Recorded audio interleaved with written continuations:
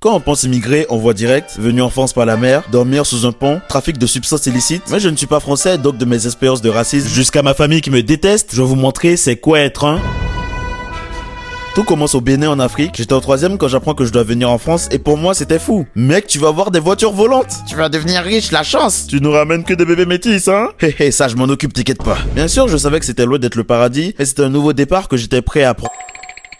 Quand t'es immigré, ton premier obstacle c'était le langage et surtout l'accent. Malheureusement, ce sera toujours plus glamour de dire Pequeño hijo de puta au lieu de dire J'adore ton accent antillais. Frigideo. Donc quand je suis arrivé, j'étais stressé de pas m'adapter. Mais on m'a confié à des camarades de classe et quand je pensais dire enchanté, moi c'est Ronis, eux ils entendaient bonjour, je m'appelle Ronis, je viens du Bénin. Donc moi je pensais parler normalement, mais c'est juste qu'inconsciemment t'as l'accent d'où tu viens. Donc je me suis adapté petit à petit, mais c'est là que tout le monde te pose la fameuse question. Du coup frérot, tu parles africain?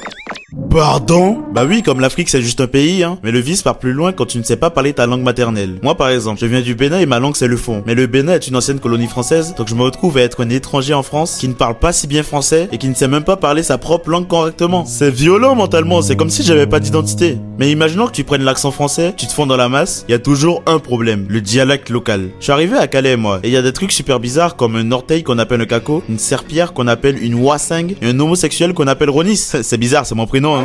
Mais c'est après la barrière du langage que les choses sérieuses commencent à cause de la météo. Parce que passer de l'été toute l'année à devoir te taper l'hiver avec le soleil qui se couche à midi, la fraîcheur extrême et les bactéries qui ramènent les pires maladies, c'est dur. Tous les hivers, moi je suis comme ça. Ça va aller, fiston? Ouais, mais trop relou. Je vais pas pouvoir aller à l'école. Tu rêves, même mort t'iras à l'école. Bien sûr, qui dit hiver dit s'habiller chaud. Et pour moi, c'était une de ces galères. Parce qu'en Afrique, non seulement tu peux être en t-shirt toute l'année, mais en plus, on avait des uniformes à l'école. Bon, il y avait quand même des fous pour se démarquer. Mais en France, s'habiller soi-même tous les jours, c'est fatigant, frérot. J'étais pas habitué, je te sortais des jeans skinny réguliers avec des sabbats, mon frère. Il s'habille dans le noir, c'est pas possible. Chut, respecte. Apparemment, il est africain ou trisomique, un truc comme ça. Bien sûr, je suis m'habitué, mais après le beau temps vient la tempête. Donc un soir, je rentre chez moi et il se passe ça.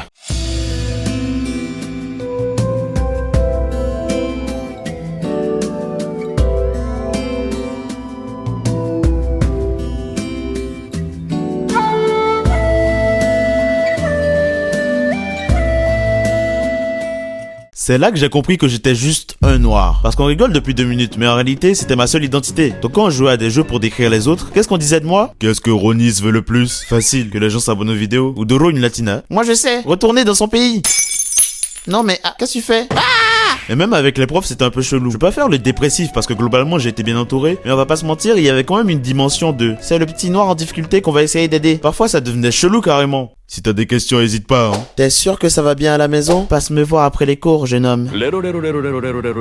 Et comment tu t'es créé une identité alors? Bah justement, j'y viens. Le premier réflexe serait de regarder dans les médias pour voir un modèle à qui s'identifier. Mais c'est une très mauvaise idée. Parce que tu vois toujours les mêmes types de noirs. Le mec de cité simple, le mec un peu délinquant qui veut être footballeur et qui rappe de temps en temps. L'intello, du genre Victor D'Angelo la débrouille, mec concentré qui fait jamais de bêtises et qui finira sûrement chercheur dans l'astrophysique. Et enfin l'artiste. Il a percé du jour au lendemain en faisant de la musique en passe-temps et depuis, il ne fréquente que des femmes blanches parce qu'elles sont, je cite, moins casse-couilles que les noirs. Non, il faut des vraies représentations. Sur les réseaux, il y en a, non? Sur les réseaux, il y a beaucoup de noirs de merde. Ils font tous ça d'ailleurs. Yo les petits potes Ronis, et on est là pour un concept du futur.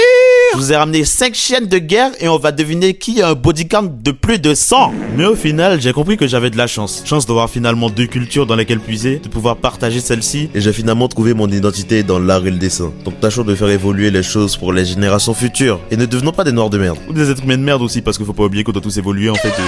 Abonne-toi, booste la vidéo, rejoins le serveur en description, sinon j'arrête les vidéos.